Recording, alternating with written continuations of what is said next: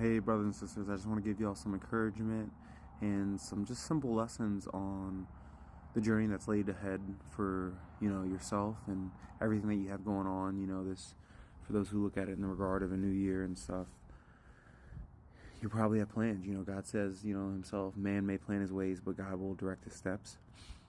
So you're going to try to figure out and make these goals. And how are you going to get there? You're going to break it down into simple, practical steps.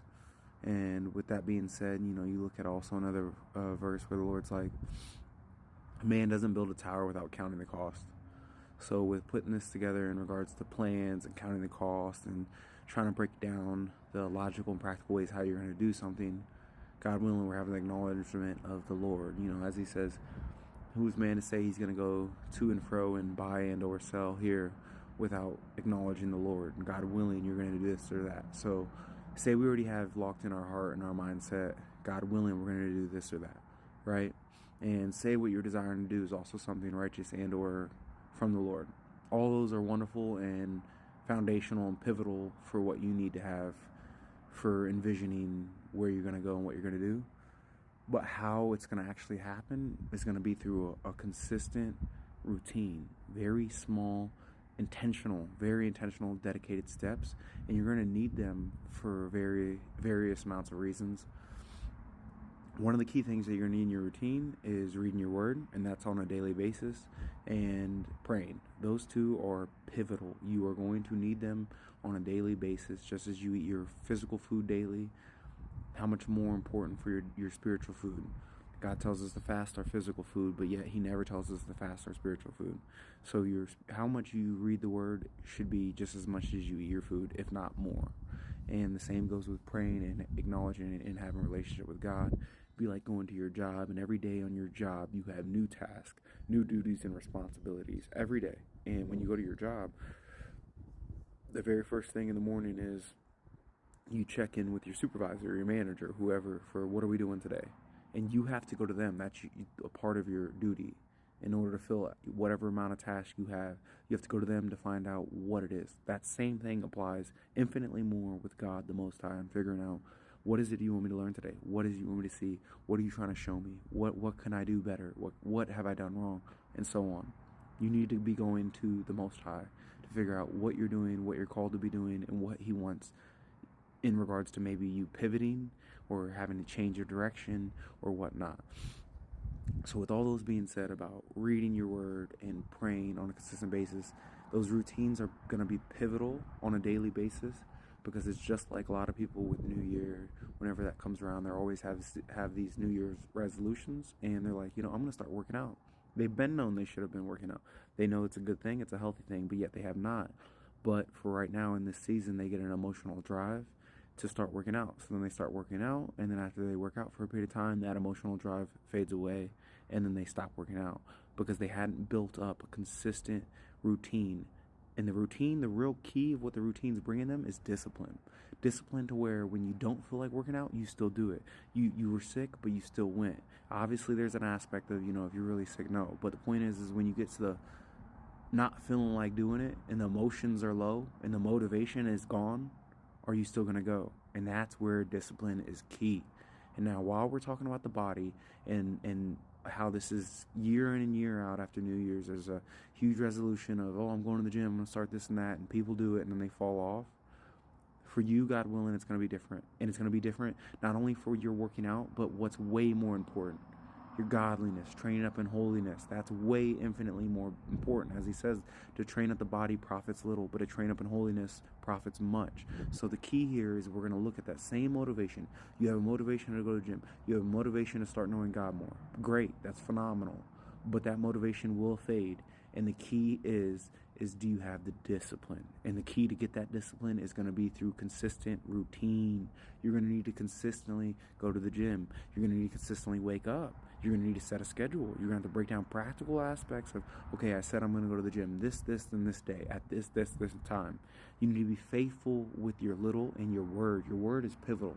Sadly, in this world that we live in, the more the world goes, people don't value their word.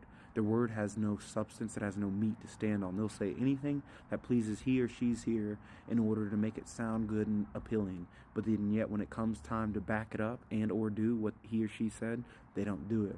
Your word is pivotal. If you're going to say, may your yes be your yes and your no, your no.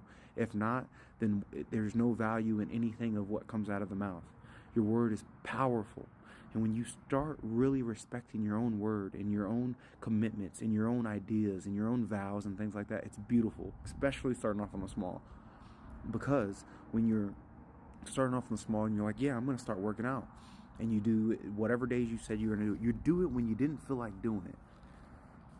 It's beautiful because when the time comes where it's a much bigger commitment and a much bigger vow per se or desire, but you said it, you're already locked into the mentality of I said it, I'm doing it. And you understand that's how powerful your word is. But you can't get to that person that has a powerful word like that unless you're consistent in the small and disciplined in the small. So you need to make a plan, you need to make a routine, and you need to consistently do it. Because there's going to be the days, when you're a month in and your little New Year's motivation is gone and the resolutions and so on are gone and you're tired and you're fatigued and you want to quit. But you've been doing it the last 28, 35 days consistently and you're disciplined. It's just a part of your routine and scheduling. You wake up at 5 or whatever time per se you wake up. You wake up and you're like, I'm wide awake because my body's used to doing it because I've been doing it. I don't feel like doing it, but my body's up and I can't sleep. I tried to roll over, but I can't sleep. And then you start to click in and you start to fight. You know what? I am going to the gym. I didn't feel like doing it, but my body, I'm just programmed to do it. It's a beautiful thing. Even when you don't feel like doing it, you go do it. With that being said, that same thing is all that much more important for your walk with Christ.